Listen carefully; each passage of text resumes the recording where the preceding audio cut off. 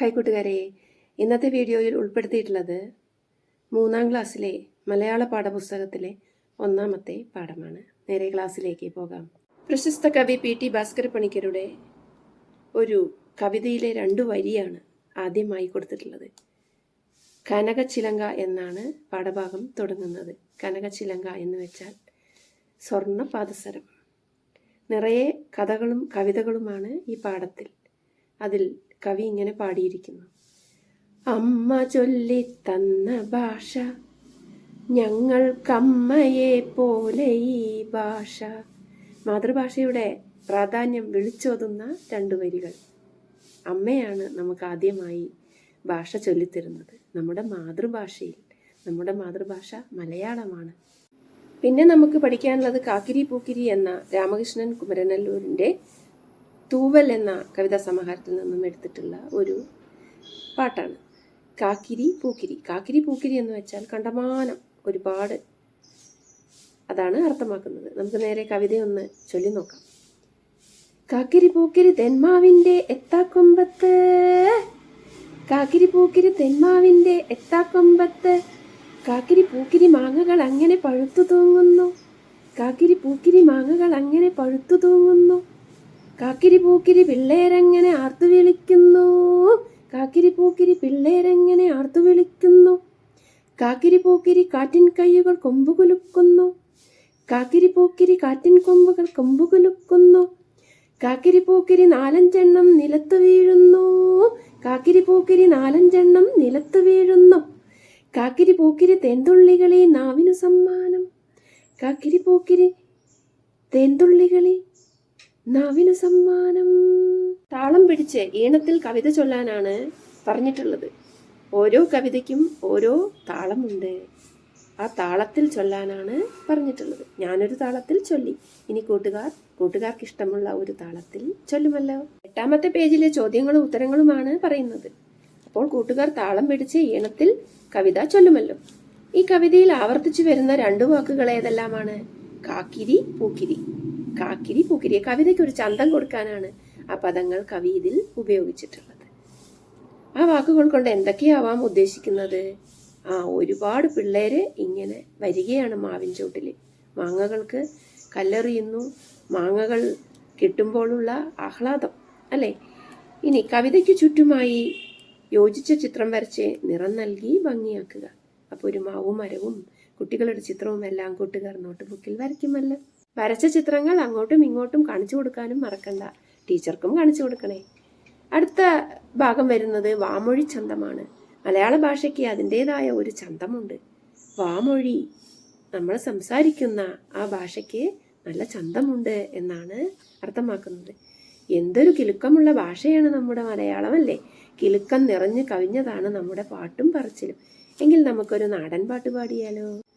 തിന്താരോ തക തിന്താരോ തക തിന്താരോ തക തിന്താരോ, തിന്താരോ തക തിന്താരോ തക തിന്താരോ തക തിന്താരോ. ഒന്നാനമ്മയ്ക്കും മക്കൾക്കുമാടാൻ 2 കുന്നിന്മേലൂഞ്ഞാല്, 2 മക്കൾക്കും ചൂടാൻ 3 കാവിലെ മുല്ലപ്പൂ. തിന്താരോ തക തിന്താരോ തക തിന്താരോ തക തിന്താരോ, തിന്താരോ തക തിന്താരോ തക തിന്താരോ തക തിന്താരോ. 3 മക്കൾക്കും ചാർത്താൻ 4 കാട്ടിലെ പൊന്മാല, 4 മക്കൾക്കും ചുറ്റാൻ 5 ചെമ്മുകിൽ പൂഞ്ചോല. തിന്താരോ തക തിന്താരോ തക തിന്താരോ തക തിന്താരോ, തിന്താരോ തക തിന്താരോ തക തിന്താരോ തക തിന്താരോ. ഈ നാടൻ പാട്ട് കൂട്ടുകാർക്ക് ഇഷ്ടമായോ? ഇതേപോലെ ഒരുപാട് നാടൻ പാട്ടുകൾ നമുക്ക് ചുറ്റുമുണ്ട്. നമുക്കത് കണ്ടെത്താം. നമ്മുടെ ഈണത്തിൽ അത് പാടാം. വായ്ത്താരികളും ചേർത്ത് പാടാം. 11ാമത്തെ പേജിലെ ചോദ്യങ്ങൾ നോക്കൂ. കൂട്ടുകാരുമൊത്ത് ഈ പാട്ട് താളമിട്ട് പാടാനാണ് പറഞ്ഞിട്ടുള്ളത്. അപ്പോൾ നമുക്ക് പലതരം താളങ്ങൾ ഉപയോഗിക്കാം. കുപ്പിയിൽ മണൽ നിറച്ചും വടികൾ ഉപയോഗിച്ചും ഒക്കെ നമുക്ക് കൊട്ടി പാടാം അല്ലേ? ആർത്ത് വിളിച്ച് പാടാം. ഈ പാട്ടിന് തുടർച്ചയായി ചില വരികൾ കണ്ടെത്താമോ എന്നാണ് പറഞ്ഞിട്ടുള്ളത്. അതും താളമിട്ട് പാടണം. എങ്കിൽ നമുക്ക് ഇങ്ങനെ ഉണ്ടാക്കിയാലോ? 5 മക്കൾക്കുമാടാൻ ആറാം കുന്നിന്മേലൂഞ്ഞാല് ആറാനമ്മയ്ക്കും മക്കൾക്കും പാടാൻ എട്ടാം കാവില് പാട്ടരങ്ങ് തിന്താരോ തക തിന്താരോ തക തിന്താരോ തക തിന്താരോ തിന്താരോ തക തിന്താരോ തക തിന്താരോ തക തിന്താരോ എന്ന് പാടിയാലോ? ഇതേപോലെ കൂട്ടുകാർക്ക് എത്ര വേണമെങ്കിലും ഈ ഒരു നാടൻ പാട്ടിന് വരികൾ കൂട്ടിച്ചേർക്കാവുന്നതാണ്. അടുത്ത ചോദ്യം നോക്കൂ. ചില വായ്ത്താരികൾ ടീച്ചറോടൊപ്പം ചൊല്ലി ആസ്വദിച്ചല്ലോ. നിങ്ങൾ ഉണ്ടാക്കിയ വായ്ത്താരികൾ എഴുതി വെക്കൂ. വായ്ത്താരികൾ സംഘമായി ചൊല്ലി ആസ്വദിക്കൂ. എന്തെല്ലാം വായ്ത്താരികളാണ്, എന്ത് രസമുള്ള വായ്ത്താരികളാണ്. കൂട്ടുകാർക്കറിയാമോ? ചില വായ്ത്താരികൾ നമുക്ക് ചൊല്ലി നോക്കാം. താന തന തന താന തന തന താന തന തന തന്തിന്നാനോ താന തന തന താന തന തന താന തന തന തന്തിന്നാനോ. ഇത് വെച്ച് പല പാട്ടുകളും ഉണ്ട്. തെയ്യക്കം താരാരോ തക തക തെയ്യക്കം താരാരോ തെയ്യക്കം താരാരോ തക തക തെയ്യക്കം താരാരോ. ഇനി മറ്റൊന്ന്. തന്നിന്ന തന്നിന്ന തന്നിന്നാനോ തന്നിന്നാനോ താനന്ന തന്നാന തന്നിന്നാനോ. ഓ, ഇങ്ങനെയും വായ്ത്താരികൾ ഉണ്ട്. ഇനി തെയ്യാരോ തക തിന്താരോ തക തെയ്യാരോ തക തിന്താരോ തെയ്യാരോ തക തിന്താരോ തക തെയ്യാരോ തക തിന്താരോ. വേറൊരു വായ്ത്താരി നോക്കൂ. തന്നാനാനെ താനെ തക തന്നാനാനെ താനെ തന്നാനാനെ തന്നാനാനെ തന്നാനാനെ താനേ. പ്രശസ്ത നാടൻ പാട്ടുകാരൻ പ്രണവൻ ശശി ഒരുപാട് നാടൻ പാട്ടുകൾ പാടിയിട്ടുണ്ട് കേട്ടോ. അപ്പോൾ അദ്ദേഹത്തിന്റെ നാടൻ പാട്ടുകളൊക്കെ കൂട്ടുകാർ കേൾക്കണേ. വായ്ത്താരികൾ എന്തിനാണ് കവിതയിൽ ഉപയോഗിക്കുന്നത്? കവിതയുടെ ചന്തം കൂട്ടാനാണ് വായ്ത്താരികൾ ഉപയോഗിക്കുന്നത്. എങ്കിൽ നമുക്ക് അടുത്ത ഭാഗത്തേക്ക് പോകാം. കൂട്ടുകാരിപ്പോൾ പാട്ടുകളിലും കവിതകളിലുമുള്ള താളവും ഈണവുമാണ് പരിചയപ്പെട്ടത്. അങ്ങനെയാണെങ്കിൽ പഴഞ്ചൊല്ലുകളിലും താളവും ഈണവും ഇല്ലേ? ഉണ്ട്. എന്താണ് പഴഞ്ചൊല്ലുകൾ? പഴയ കാലത്തെ ആളുകൾ പറയുന്ന അർത്ഥമുള്ള ആശയമുള്ള പദങ്ങളാണ് അല്ലെങ്കിൽ വാചകങ്ങളാണ് പഴഞ്ചൊല്ലുകൾ.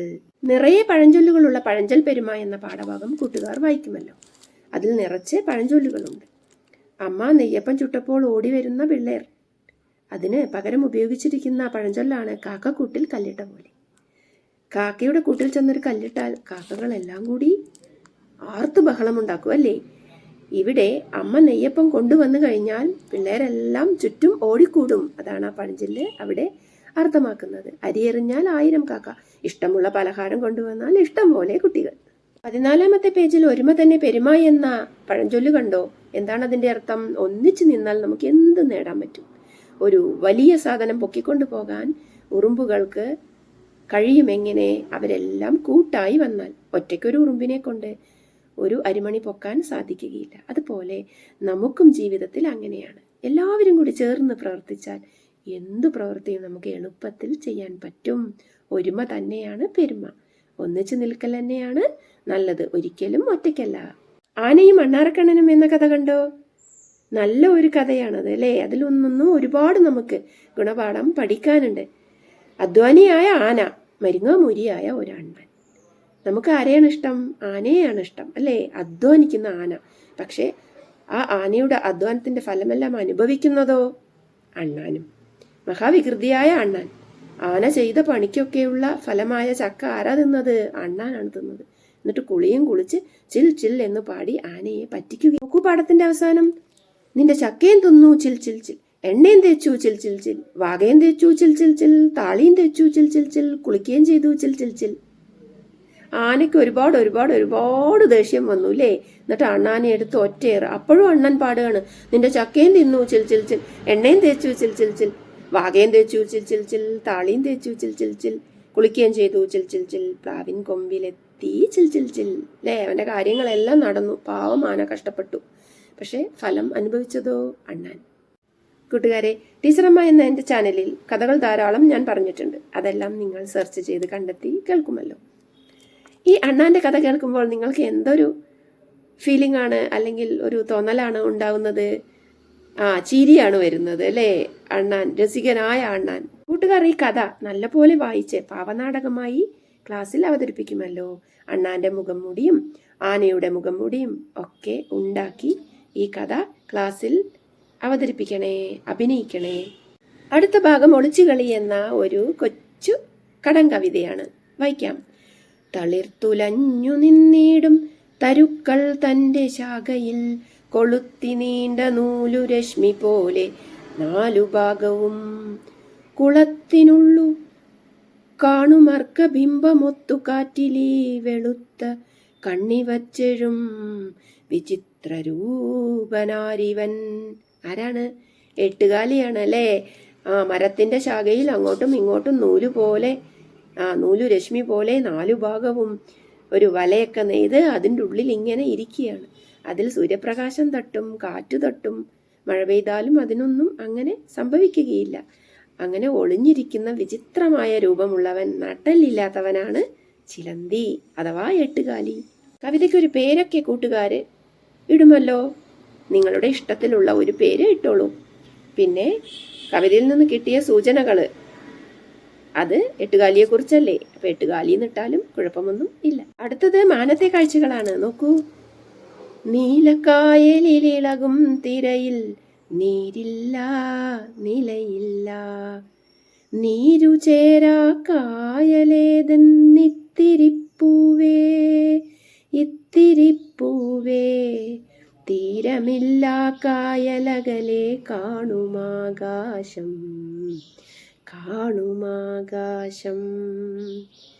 നീലക്കായലിൽ ഇളകും വഞ്ചിയിൽ ആളില്ല തുഴയില്ല, കാറ്റിലുലയും തോണിയേതൻ സിന്ദൂരപ്പൂവേ സിന്ദൂരപ്പൂവേ, വാനിലെ പൊൻതോണിയല്ലേ ചന്ദ്രക്കലരൂപം ചന്ദ്രക്കലരൂപം, ദൂരെ കായലിലൊഴുകും കനലിനു തീയില്ല പുകയില്ല, ചൂടു കിട്ടാത്തീ കനലേതൻ മന്ദാരപ്പൂവേ മന്ദാരപ്പൂവേ, കൈവിളക്കു കണക്കു കത്തും സ്വർണ്ണ നക്ഷത്രം സ്വർണ്ണ നക്ഷത്രം.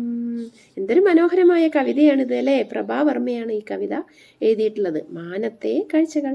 കായലും ആകാശവും ഒക്കെ വർണ്ണിക്കുകയാണ് ഇവിടെ കവി.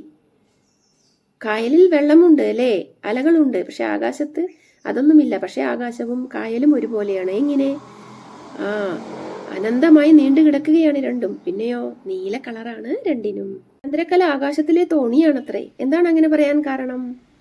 അർദ്ധചന്ദ്രനെ കാണാൻ തോണിയെ പോലെയാണ്. അതുകൊണ്ട് തന്നെ 22ാമത്തെ പേജ് നോക്കൂ. അവിടെ കുറെ കഥകളും കവിതകളും ഒക്കെ ആയിട്ടുള്ള വിശേഷങ്ങളാണ്. അവിടെ കുറെ ചിത്രങ്ങൾ കൂട്ടുകാർക്ക് കാണാൻ കഴിയും. തീവണ്ടിയും വീടും പുഴയും പക്ഷികളും ഒക്കെ അല്ലേ. ഇതിനെക്കുറിച്ചൊക്കെ കടങ്കവിതകളും ഉണ്ടാക്കാനാണ് പറഞ്ഞിട്ടുള്ളത്. ചിത്രത്തിൽ കാണുന്ന തീവണ്ടിയെ കുറിച്ചൊരു കടങ്കഥ ഇതാ. മണിയടിച്ചാൽ മലമ്പാമ്പ് ഓടും. പിന്നെ എന്താണ് ചിത്രത്തിൽ കാണുന്നത്? ഒരു ഓട്ടോറിക്ഷ കാണുന്നുണ്ട് അല്ലേ. അതിനെ പറ്റിയുള്ള ഒരു കടങ്കഥ ഇതാ. മൂളും വണ്ടി മുച്ചക്ര വണ്ടി, മൂളും വണ്ടി മുച്ചക്ര വണ്ടി. പിന്നെ കാണുന്ന ചിത്രങ്ങൾക്കൊക്കെ കൂട്ടുകാർ കടങ്കഥ ഉണ്ടാക്കണം. ആകാശത്തെക്കുറിച്ചോ? ആരാലും അടിക്കാത്ത മുറ്റം, ആരാലും അടിക്കാത്ത മുറ്റം, ആന കേറാമല ആള് കേറാമല, 1000 കാന്താരി പൂത്തിറങ്ങി നക്ഷത്രം. ക്ലാസ്സിലൊരു കടങ്കഥ കേളി നടത്തുക കൂട്ടുകാർ തമ്മിൽ. എന്നിട്ട് ആരാണ് ജയിക്കുന്നതെന്ന് നോക്കണേ. കടങ്കഥകളും ഉണ്ട്, കടങ്കവിതകളും ഉണ്ട്. എല്ലാം നിങ്ങൾ അന്വേഷിച്ച് കണ്ടെത്തി നിങ്ങളുടെ നോട്ട്ബുക്കിൽ കുറിച്ച് വെക്കുമല്ലോ, ഒരു പുസ്തകമാക്കി മാറ്റുമല്ലോ. അടുത്ത ഭാഗത്ത് കാനനോത്സവം എന്ന ഒരു കഥാരൂപമാണ് തന്നിട്ടുള്ളത്. താളവും മേളവും ഈണവും ഒക്കെ നിറഞ്ഞ മലയാള ഭാഷയുടെ ചന്തമാണ് ഈ ഒരു കഥയിൽ നമുക്ക് കാണാൻ കഴിയുന്നത്. ഇവിടെ ഒരു കാനനോത്സവമാണ് നടക്കുന്നത്. കാനനോത്സവം എന്ന് പറഞ്ഞാൽ കാട്ടിലെ ഉത്സവം. ഇവിടെ നടക്കുന്നത് മൃഗങ്ങൾ തമ്മിലുള്ള ഒരു കലോത്സവമാണ്. കഥ കൂട്ടുകാർ നന്നായിട്ട് വായിക്കുക. കാട്ടിൽ നടക്കുന്ന കലാമേളയാണ്, അതിൽ നടക്കുന്ന മത്സരങ്ങളും. നമുക്കിനി 28ാമത്തെ പേജിലെ ചോദ്യോത്തരങ്ങൾക്ക് പോകാം. ഇതിലെ ഏതെല്ലാം കലാപരിപാടികൾ നിങ്ങൾ കണ്ടിട്ടുണ്ട്? നിങ്ങൾ കണ്ടിട്ടുള്ള കലാപരിപാടികളൊക്കെ നോട്ടിൽ എഴുതി വെക്കുമല്ലോ. ഒപ്പന, തിരുവാതിരക്കളി, നൃത്തം, അങ്ങനെയല്ലേ. ഇനി സ്കൂൾ കലോത്സവത്തെക്കുറിച്ച് കുഞ്ഞരിപ്രാവ് നടത്തിയ വിവരണം എഴുതാമോ? അത് ഞാൻ പറഞ്ഞു തരാം. സ്കൂളിലെ കലോത്സവം കണ്ടുവന്ന കുഞ്ഞരിപ്രാവ് കൂട്ടുകാരോട് കലാമേളയെക്കുറിച്ച് ഇങ്ങനെ വിവരിക്കുകയാണ്. സ്കൂളിൽ കലാമേള തകൃതിയായി നടക്കുന്നു. പല പല ക്ലാസ്സിൽ നിന്നും പല പല പരിപാടികൾ കേൾക്കുന്നു. മനോഹരമായ നൃത്തം നടക്കുന്നു. പലതരം മത്സരങ്ങളാണ് അവിടെ നടക്കുന്നത്. ഇങ്ങനെ കുഞ്ഞരിപ്രാവ് വിവരിക്കുകയാണ് കലാമേളയെക്കുറിച്ച്. അത് നോട്ടിൽ എഴുതി വയ്ക്കുമല്ലോ. നിങ്ങളുടേതായ ഒരു ഉത്തരമാവട്ടെ. കാട്ടിലെ കൂട്ടുകാർക്ക് പറ്റിയ മത്സരങ്ങൾ എന്തൊക്കെയാണെന്ന് കൂട്ടുകാർക്ക് അറിയാമോ? മൃഗങ്ങളല്ലേ? ചാട്ട മത്സരം വെക്കാം, ഓട്ട മത്സരം വെക്കാം, പറക്കൽ മത്സരം വെക്കാം, നീന്തൽ മത്സരം വെക്കാം, ഇഴയൽ മത്സരം വെക്കാം, ചാക്കിലോട്ടം വെക്കാം, സുന്ദരിക്ക് പൊട്ടുതൊടൽ വെക്കാം, അല്ലേ?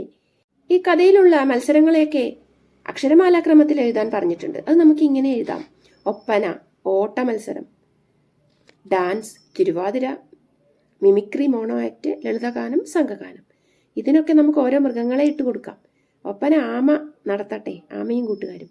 ഓട്ട മത്സരം മുയൽ നടത്തട്ടെ. ഡാൻസ് മയിലമ്മയ്ക്ക് കൊടുക്കാം. തിരുവാതിരക്കളി പ്രാവുകൾ, വെള്ളപ്രാവുകൾ നടത്തട്ടെ. മിമിക്രി കുറുക്കൻ നടത്തട്ടെ. മോണോ ആക്ട് പുലി നടത്തട്ടെ. ലളിതഗാനം കുയിലമ്മ പാടട്ടെ. സംഘഗാനം മാൻകുട്ടികൾ പാടട്ടെ. കൂട്ടുകാർ വിവിധതരം കലാരൂപങ്ങൾ പരിചയപ്പെടണം.